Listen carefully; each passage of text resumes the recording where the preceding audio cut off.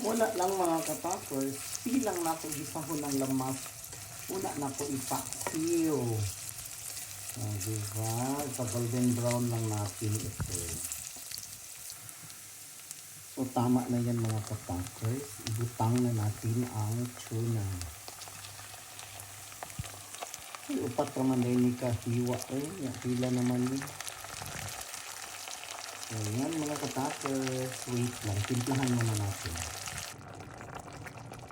Ayan mga katapos. Natimplahan na natin. Adobong paksiw. Paksiw, adobong tuna.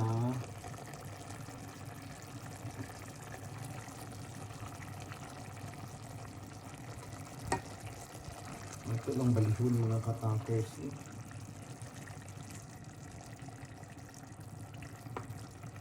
Wapa ka mga katapos.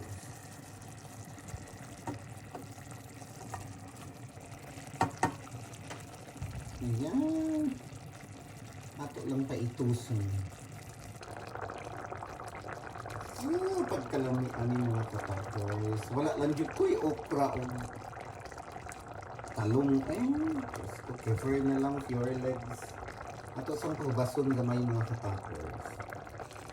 Inya na day ko'y nakita nga dahon-dahon mga katapos.